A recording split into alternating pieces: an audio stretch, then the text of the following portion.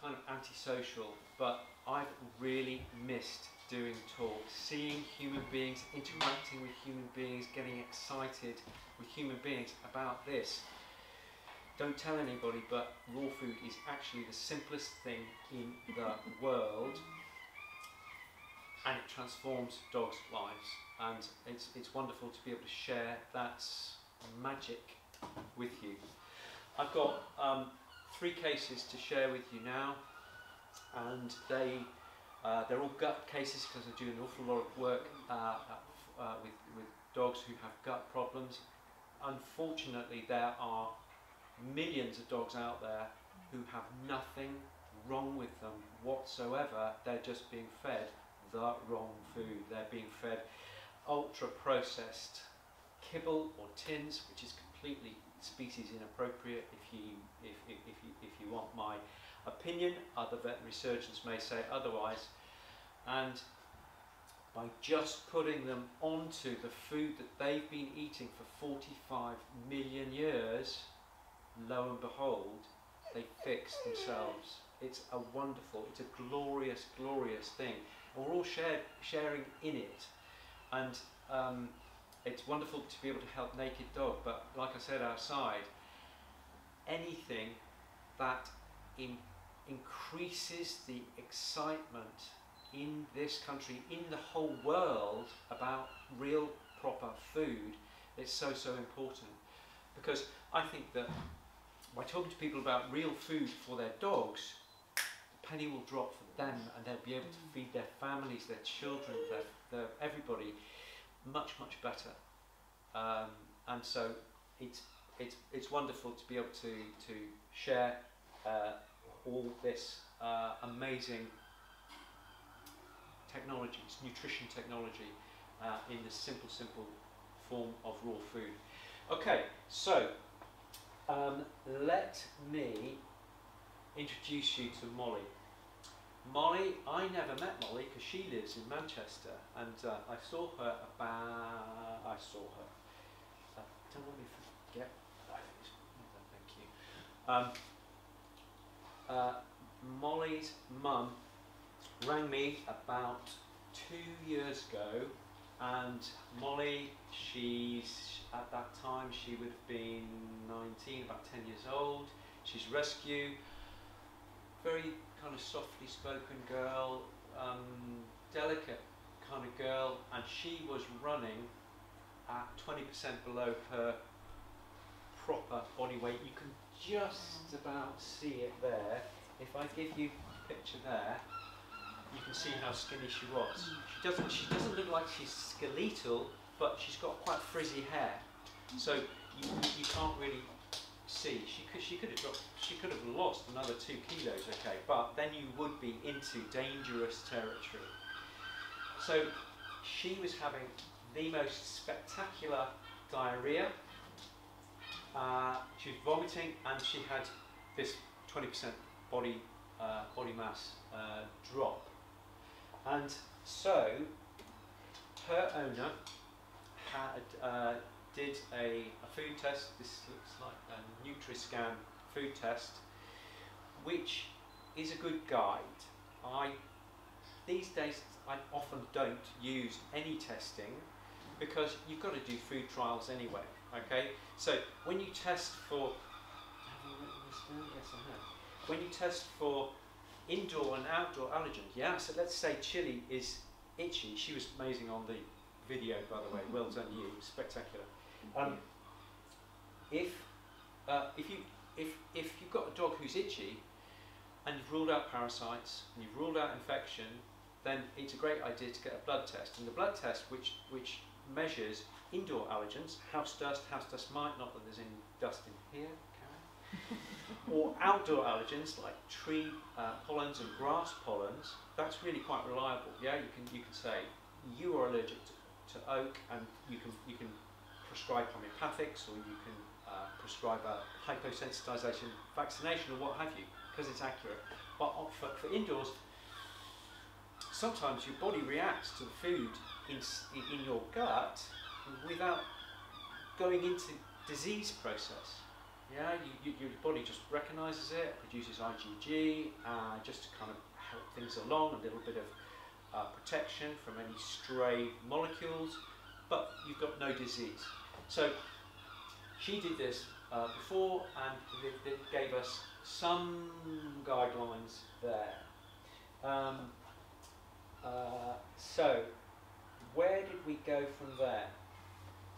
So I just showing you this because, and this is literally, I lifted it from her notes. This is what the owner said to me. I'm in your way, aren't I? Sorry.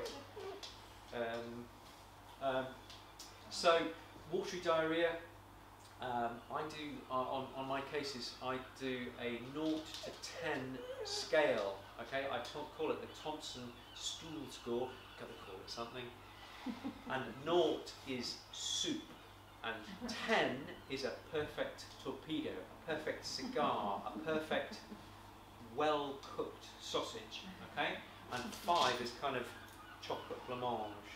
Okay, it's really, really useful, and you'll see in a bit how useful it actually is. She would have to go out 5 or 6 times every 24 hours to go and have a poo. And this is the classic, has been known to eat or lick her own diarrhea and then vomit. Okay, that's how her body thought.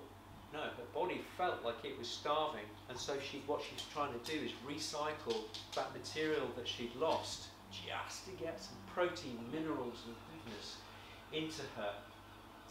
Her black fur was red. You'll see in the last photos that she's kind of got a brownie colour, but it went stark, and that's indicative of minerals. She wasn't absorbing the minerals, because what was happening, food was going in one end and it was going straight through her system and just coming shooting out the other without any time for that absorption, which is so important.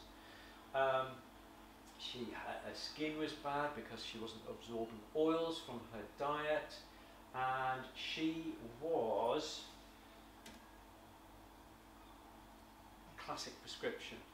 Okay, and she is a fantastic example of, possibly, I respect my colleague's assessment, but it's possible that had we seen her when all this started and changed her diet then, we might have been able to avoid using prednisolone is an anti-inflammatory, a steroid, to take out the inflammation, IBD, inflammatory bowel disease.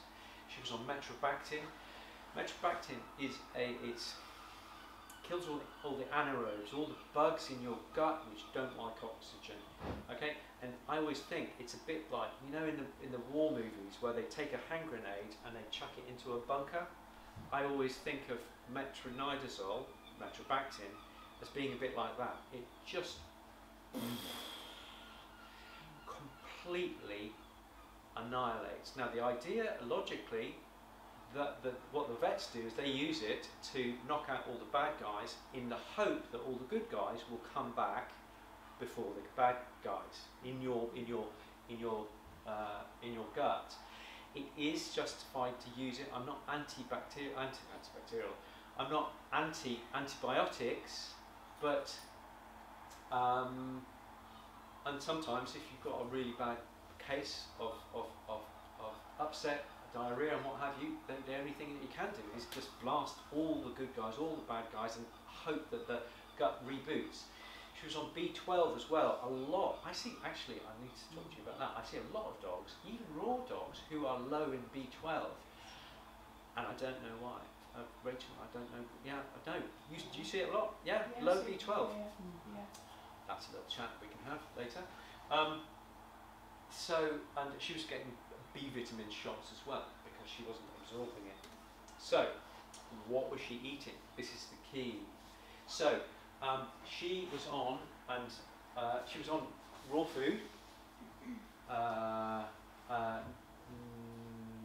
No, she was a bit later. The Aquila is a kibble, and you know, it's not a bad product, the Aquila,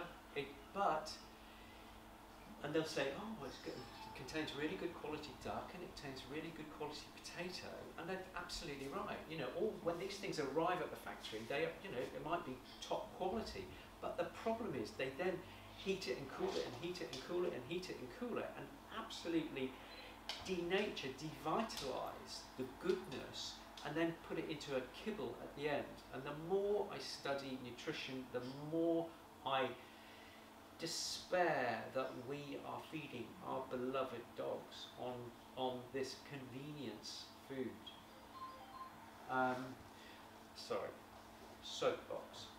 Will somebody just remind me when I get to 40 minutes, please? Whoever, Caroline, if you can just give me a shout at 40 minutes, because otherwise I could go on about this stuff all day long. Seriously, bless you. Okay, and then we went to 4th grade beef, and then we went, and she was eating 2.5 times what was recommended on the box, the bag. Okay, so just, and you know, she had to, because she was going out and decorating the garden 5 or 6 times a day.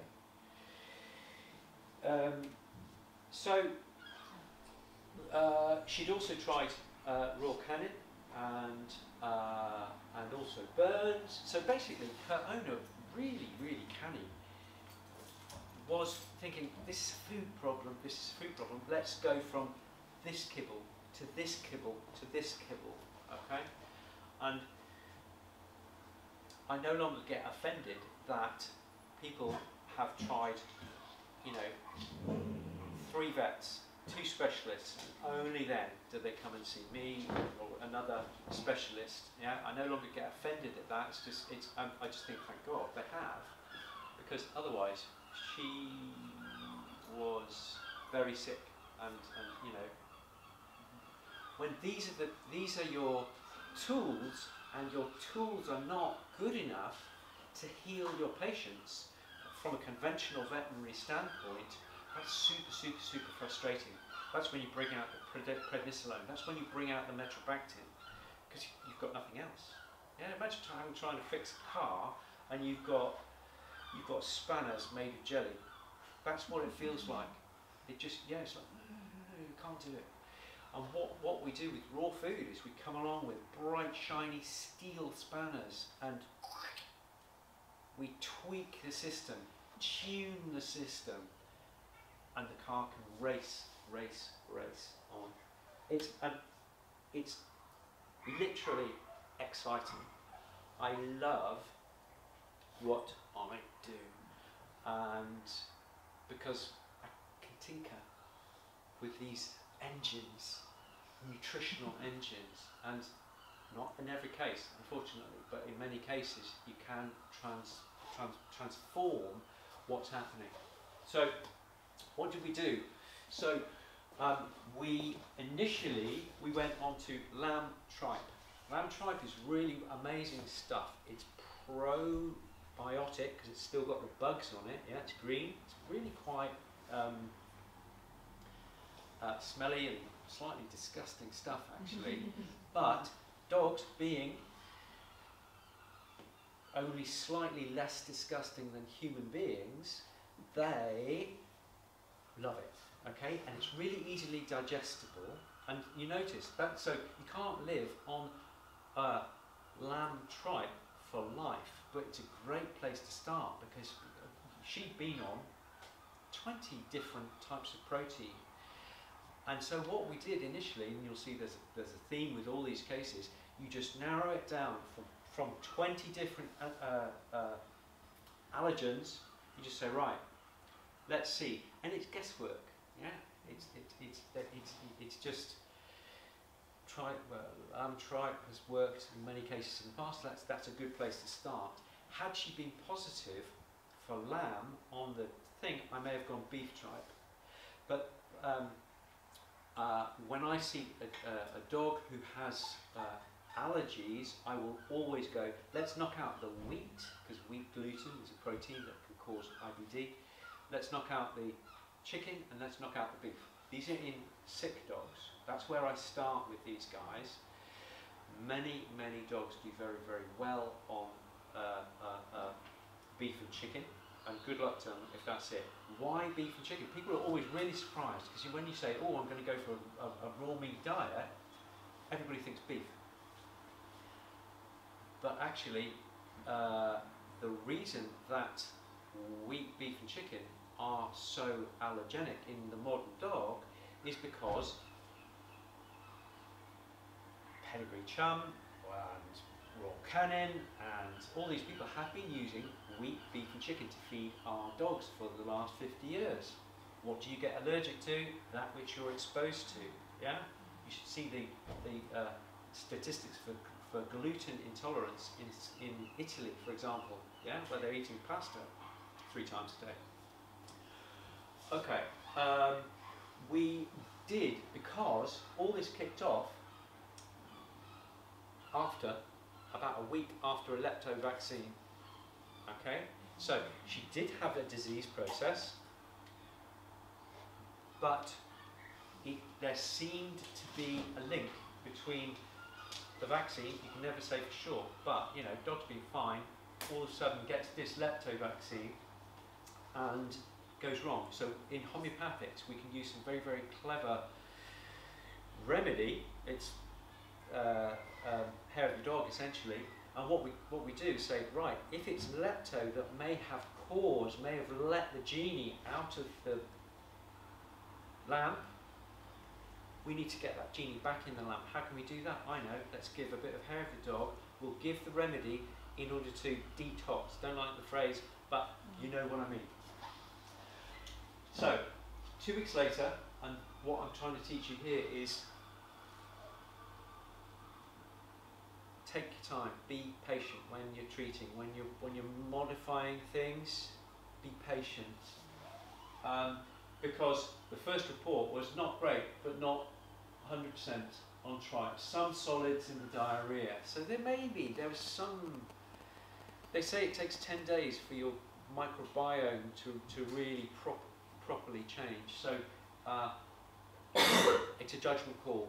Shall we stop with the lamb tripe, or shall we go for beef tripe? Shall we give it a bit longer? It's a gut feel, you know. And so I was listening to Tara's tone of voice, and she seemed pretty comfortable, and so, because I hadn't seen her at this stage, yeah, so gave it another couple of weeks, okay, and I said, Tara, if you're worried, ring me, okay, we'll give her 2 weeks on the proviso that if you're worried, please give me a ring. No change in weight, generally well. Perhaps there was a bit of coat change. So at this stage, we've been on the initial diet for 4 weeks, and maybe there was something happening, maybe there wasn't. So I said, right, listen, it's crunch time. We gave her another couple of days, and she said, still 2 to 3. That means it's 2 or 3 out of 10. Yeah, so you're talking fairly runny custard. Not completely runny, but fairly runny. Okay, always use food analogies, okay, because it always makes it stick in your head, as it were. But she was brighter in herself. There was a change in the picture. Brighter in herself, improved, eyes are clear, great. So we moved then onto venison. We put in some psyllium husk as a prebiotic, bit of coconut oil for calories to improve the calorie density of the food, and we gave some quinoa for bulk, and we gave it some greens for phytonutrients, which is a posh way of saying, you know, goodness in greens.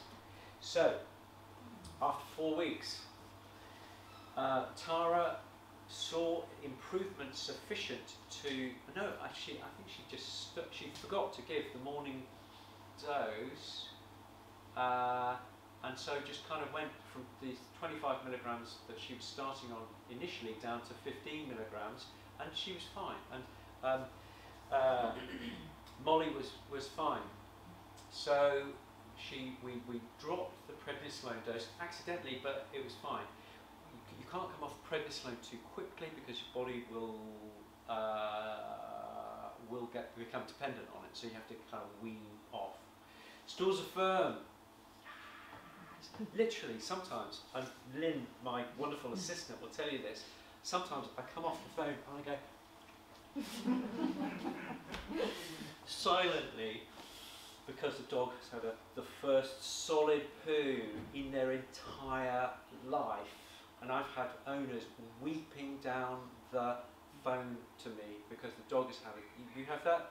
They weep, and it's wonderful, and I restrain myself. But yes, so it's like, oh, brilliant.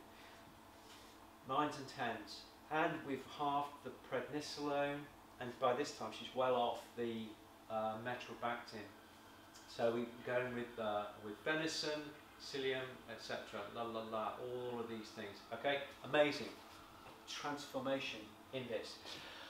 The 5 proteins that I find are most useful when you are doing food trials are, i.e. these are the ones that I always choose from, will be goat and pork and venison and duck and rabbit.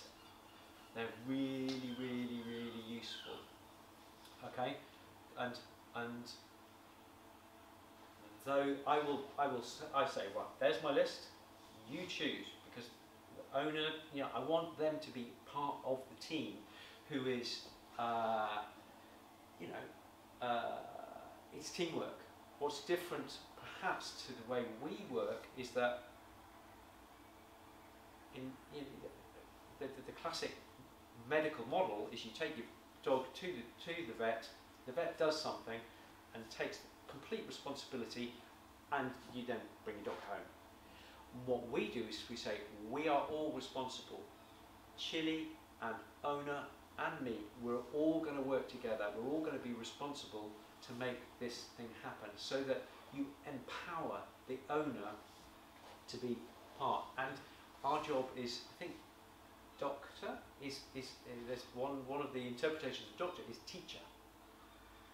And I think to teach people so that you basically put yourself out of business. That's what I'm looking for. I always say to people, the best vet is the vet you don't need to see. And so you educate the client so that they can go off, they're empowered, they know what to do, they know what to look for, they've got this Thompson stool score, and they can keep an eye on things. It's a wonderful thing. So 8 weeks down the line, she now down to 15 milligrams. We're 9s and 10s. Yeah, you notice the owner doesn't even need to say the stool score. I just say, how is she, Tara? And she says she's well in herself, and she's a 9 or a 10. Okay, we're immediately on the same page. We Tara on her own, off her own bat, tried some turkey and tried some rabbit. This is 4-week period since we did it. We put in extra calories because her weight was beginning to come up. We classically, I will use, with the lepto, it's a 4-stage. We'll use a 30C potency initially, then we'll go on a 200C potency, and then a 1M potency, a 1000 potency, and then a 10,000 potency. And the idea is that you're gradually increasing the detoxification work. Was an amazing doctor, Dutch doctor called Tinus Smits. Come across Tinus Smits and cease therapy? And he did this with kids. He treated, before he died, 300 children with autism, and this was part of his protocol. So I thought, good enough for Tinus Smits, good enough for me. So fabulous. And then she took a long time, but every 2 to 4 weeks there would be 2%, 5% move in the right direction. And as you see there, she's still kind of a funny colour, but this bright red colour is more of a mellow brown. Okay. You can't really see that she's fattened up, but if you contrast that with that's how she started, you can see she's filled out nicely. Okay. Yeah. No drugs. She's never going to have a vaccine, a lepto vaccine ever again, obviously, because of that risk. We can't say for sure. And she was doing well, actually. I haven't spoken to Tara for probably a year, 18 months or so, and I contacted her with regard to hi Tara, can I have some photos, because I really want to tell Molly's story. And she said, funny you should ring. She's actually got a bit squitty. So Tara, now that she knows how we do these things, she's going to try some things. I said, listen, if you need a hand, give me a shout. But hopefully she will be able to treat her dog at home on her own. No vet, happy days. Brilliant. Whiskey. Okay, so Whiskey is the other end of the scale, and he's a crossbreed, a lot of shepherd in there, obviously.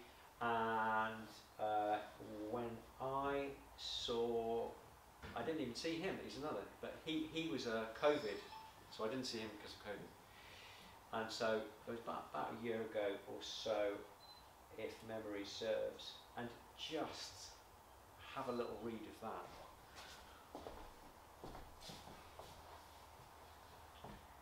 Constant access to the garden. The subtext of that is he was going in and out all day long to squit. And this is what really stuck in my mind from the first time I spoke to his owner.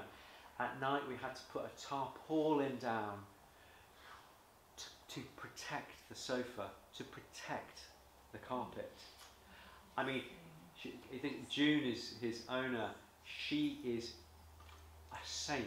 She is a gem, a darling, in just putting up with this guy, like this. Okay, and there you go. That was him not looking very happy. We were constantly washing the furniture. Yeah, because of the splat effect. I could go on. And the tarpaulin, they had to take the tarpaulin out to the garden every day and spray it down. I don't think many owners would go that far. I think that they would have been looking for the blue juice, unfortunately. But June, God bless her, was made of sterner stuff. Okay, she was feeding raw. And the reason that I give you this case is that raw is not necessarily raw. There are lots of different interpretations of what raw food is. Just because you feed liver, beef liver, that's not a raw diet. That's an ingredient which should be within a raw diet. Okay, so just feeding some animal material that hasn't been cooked, that ain't a raw diet. And the easiest way, what I say, Will and Heidi, you'll be pleased to hear, is that I will say, if you want to do raw, that's absolutely great. You can do DIY raw, but allow the Heidis of this world, the Wills of this world, the naked dogs of this world, allow them to do it for you for the first few months until you find your feet, until the dog finds their feet. Yeah, you've got to run before you walk. You've got to walk before you run. Okay, so June, God bless her, was feeding rabbit liver, kidneys, which would have been beef. She was feeding, and they were coming from the local butcher. I always say to people, if you get stuff from the local butcher, go ahead, it's brilliant. Or from from the supermarket, but it's got to go in the freezer first, okay? Because that will reduce dramatically Campylobacter and will reduce dramatically and will eliminate parasites. Yeah, so people say, oh my God, I can't feed raw food because the dog's going to get parasites. No, they're not. Okay? If it's frozen, that kills all but the most exotic of worms. So you can say, to all intents and purposes, it will sterilise the food for parasites.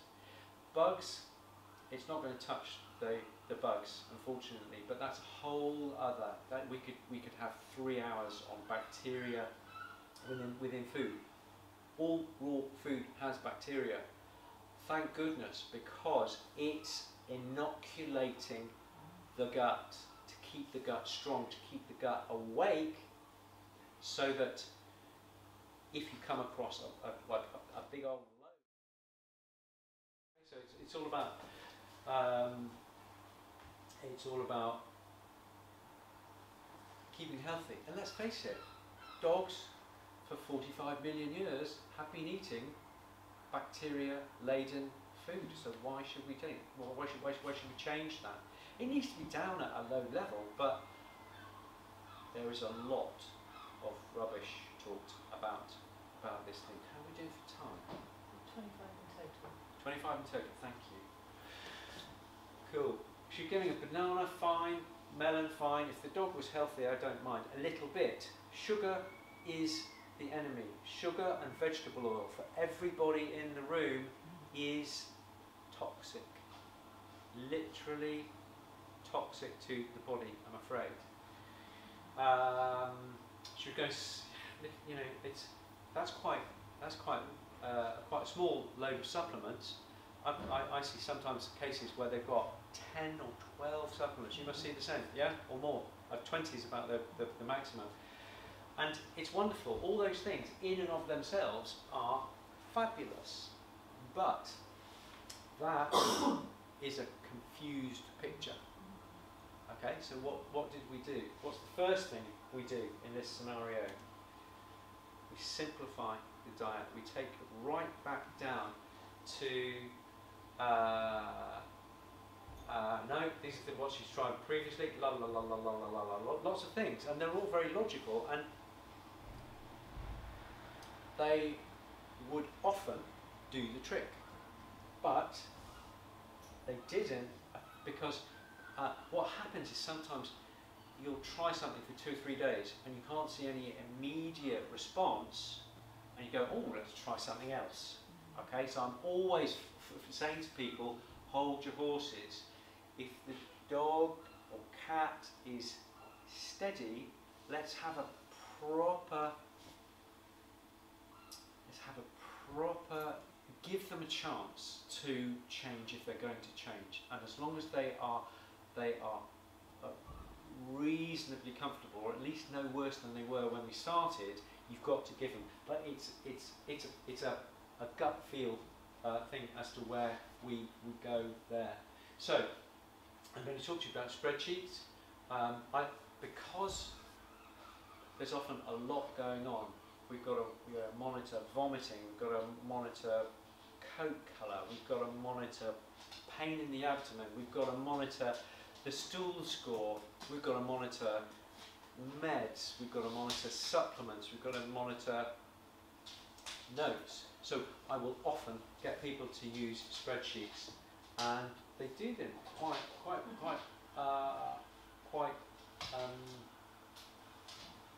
most people are okay. I used to hate spreadsheets. I'm okay-ish with them now. Now, just to irritate both Will and Heidi, I use Nature's Menu Country Hunter, and to be honest, the reason that I use that is it doesn't contain any organ, which I think is detrimental in the long term, but in the short term it means it's a very, very plain initial food to go on to. Also, it's available because back in the day you would be able to get Nature's Menu at any Pets at Home, corner shop and what have you. Nowadays, thank goodness, those people have got variety and they can choose. So one of the other wonderful things, and maybe that's something we should think about, guys, is the nuggets are great because the newbie raw food owner can count out. Yeah, they've been used to kibble, where they, some people count the nuggets going in, or they will, or they'll count. Oh, I gave 121 grams. Is that okay? It says 120 grams on the packet. Yeah, that's kind of what they're used to, and that's what they get from their practitioner, perhaps. So it's a phased process. So I say, right, 9 nuggets in the morning and 9 nuggets in the evening, and it's familiar territory for them. Okay, so what I will always say is that if you're on rabbit, that's your headline protein. Yeah, it's a single protein. That's all we're going to feed for 2 to 4 weeks or so. You have to make sure that the treats match the headline, because if you're trialing rabbit and they are feeding milk bones, bonios, schmackos, and whatever, you're not doing a trial. Yeah, and I'm amazed, because I remember at college, remarkably, because it was a long time ago, that they always used to be difficult for people to get the idea that you don't give treats if you're doing a food trial. Yeah, because conventionally, if you're doing a skin disease, you've got to do a food trial for like 8 weeks, 10 weeks or so, and that's why people fall off the treat wagon, if you like. So all those supplements have got to go, because they may be really helping, but they're confusing. Okay, so those went. I sent some Biofunction 8. This is a lovely product. Connor Brady, do you know Connor Brady? The ranty Irishman who we do Raw Pet Medics together. I'll tell you about Raw Pet Medics in a bit. And so plenty of water, because whiskey was dehydrating, because so much of this liquid, you know, it was zeros or ones coming out the back end. And we used bone broth. Now bone broth is a wonderful, wonderful, wonderful thing. It can be used from cradle till grave. Puppies need it to help grow the bones. Oldies need it because it's full of chondroitin and glucosamine, so it helps to protect the joints. And middle-age brigade, he's going to run something over like that. If you're middle-aged, yeah, so between 1-ish, 2-ish, and 8-ish, depending on who you talk to, you can benefit from it there, because it's full of glutamate, for example, which feeds your enterocytes, the things. The reason that we use it here is that because it feeds the enterocytes. It's very nutritious and it's very hydrating. So, if in doubt, and I love these things, if in doubt, bone broth is the answer. Okay, absolutely wonderful. If you talk to Molly, she'll say tripe is the answer. I completely agree, but tripe, bone broth is a wonderful thing. If in doubt, nutritionally, for us, I've started having it myself, okay, because I've just read an amazing book by Catherine Shanahan called Deep Nutrition, and it is, isn't it, truly amazing.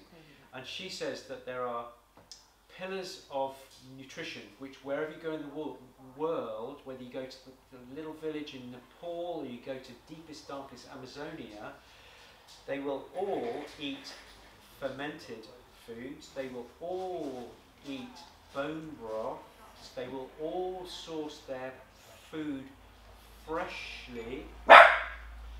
And there's a fourth one, I can't remember what that is. Do you remember what the fourth pillar? There are 4 pillars. Anyway, Shanahan, she's Irish descent, she's the one to read. And she says bone broth is ancient nutrition, and it's used the world over because it's so super, super, super, super nutritious. About 35 minutes. Okay, so I just wanted to share this with you for the practitioners, especially, or for Sarah. If you've got an owner who wants to get a handle on what's happening, you can say, right, I'm really happy to speak to you in a week or a fortnight or something. If you can do a spreadsheet, some people, 1 in 10 people go, spreadsheet. But most people are okay with it, actually, and it's really, really useful. This is not, I couldn't find, Tara sent me loads of, no, that's Molly. June sent me loads of spreadsheets, but I couldn't find it. So this is from someone else. And so you've got the date in the first column, you've then got a kind of descriptor, and you can see how it's not as explicit as the poo score column, yeah? Because when and I read these 6 times a day, you just run your eye down that poo score and you can see exactly what's happening. If you see a dip, you then start reading across. What happened? What changed? Did the plumber come? Did they run off into the woods and come back with half a dead bird hanging out of their mouth? You know, something like that. So you can actually go beyond 10 on the scale, and if you go beyond that, you are in constipation territory. 11 is kind of comfortably constipated. 12 is you're really having difficulty, if you really want to go there. What's the food? What any meds, any supplements, and notes. And I find it's just a really good. I think it focuses the mind. It gets people to see. You see, oh, we change things here, and things change over there. Fabulous. Okay, so you can have that one for free. Very, very, very useful. Okay, so there you go. That's Whiskey Now, and so June kind of summarised everything for me because I knew that I was going to be speaking to you guys. Always been too thin, and then initially he was eating, you know, 2 to 3 times as much as he needed because he needed to catch up. What's the opposite of a honeymoon? It's like like a fallow, at this fallow period. You're feeding the dog with enough for 3 dogs, and they don't put on any weight. It's catch up. It's catch up time for them. He's now on about 650 plus veg, and he's good to go. Okay, again, he's a bit long haired. If he was a whippet like my girls, you would be able to see that he had actually filled out. But take it from me, and he doesn't like having he's maybe a nature mure. He doesn't like having his photograph taken. That's why he's facing away. Yeah. Because normally they'll look at you. My bluebell is similar. She's like, oh, why are you taking a picture of me? No longer has flare-ups. They no longer need to use a tarpaulin. Remember, this is the guy with the tarpaulin in the living room every single night. He's no longer hot, and so he doesn't need to go on cold surfaces. And the most obvious improvement has been with his behaviour. This is not even a behaviour case, and this is a wonderful example that you can treat so many things with raw food. You can make changes. I wasn't even looking at his behaviour. You know, he was death's door because he was producing this soup every night, and when we took the pain, the inflammation out of his gut, he produced lots of great poos, and he was relaxed, he was happy, and he wanted to live. He was really, really spectacular. Just a very simple one to finish with. This is Bo, and again, and I didn't do this deliberately, I didn't see him. It's just his owner, Ali, has been a great friend for many years, and she was feeding raw food. And again, I say to you that if you're feeding raw food and it's not going well, you don't need to go to kibble. You just need to have a look at the raw food. Talk to Caroline. Talk to your raw food supplier, the Naked Brigade. Talk to ProDog, because they've got some really good, knowledgeable people on the end of the phone there. You don't necessarily need to go to the vet. Obviously, if the dog is in a bad way, you do. But if the dog is okay, and can you see, this is him, 8 weeks old.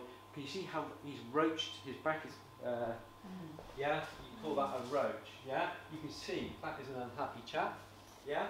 You can also kind of make out his vertebrae, which means he's not absorbing the nutrients as he should do, and he's got a slightly starey coat because the nutrients are getting in and out to the skin, okay?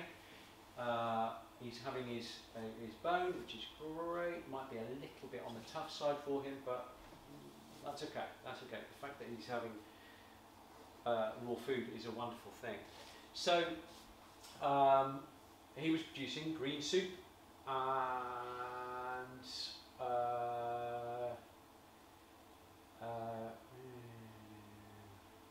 so they tried him on chicken, and he got a bit better, but not for long, because she did the classic, ooh, I don't think it's working, and then kept on changing. And I said, Ali, you may have fixed him unbeknownst to you. Let's just keep him on chicken. I mean, it's the simplest. I didn't even charge her. It was just like, Ali, let's go with the chicken for a couple of weeks and just see what he's going to do with that. He transformed. We removed all proteins, just the chicken to start with. Like I said, wheat, beef and chicken, generally speaking, that's not where you want to start. But because Ali said, oh yeah, he's not bad on chicken, I said, right, that's where we're going to go to start with. So nothing is absolute in medicine, and absolutely nothing is absolute, if I can say that, in nutrition. Okay, everyone is different. Professor Tim Spector has written a wonderful book called Spoon Fed. 22 chapters of each, and each chapter is, you were taught this, but it's wrong. Yeah, like a calorie is a calorie, or can't remember any of those. So all these stuff, yeah, your granny said it, your mum said it, and so you're saying it, but actually it's wrong. Wonderful book, really, really great to get hold of.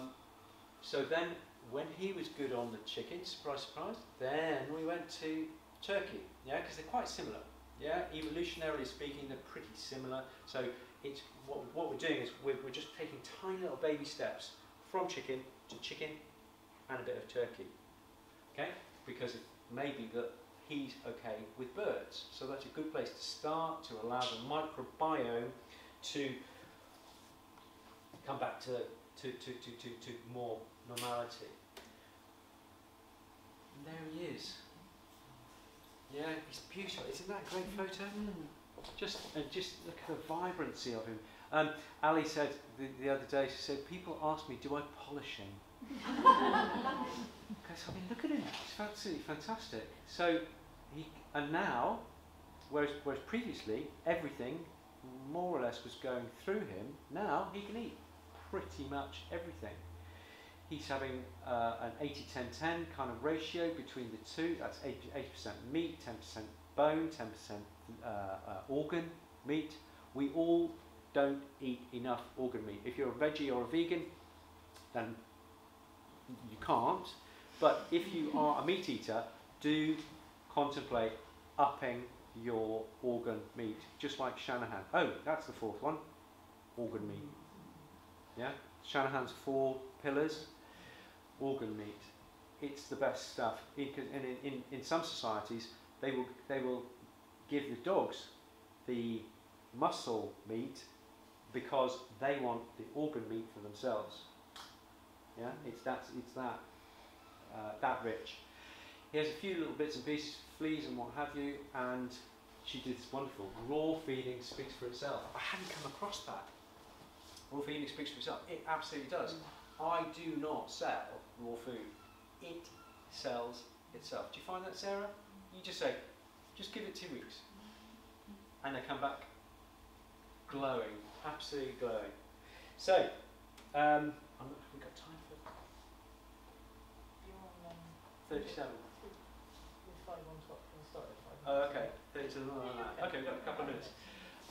So that's him, and I think there are papers now which coming out of, I think, Colorado, saying that dogs are the ultimate probiotic for children, which is counter to what you'll hear in the newspapers, where they say, oh, you're going to kill your children by raising the dog on raw in the with the thing. My kids have practically never been to the doctor, and they were raised with raw dogs all the way through. So wonderful. I always love seeing kids and dogs together because it does them both a whole pile of good.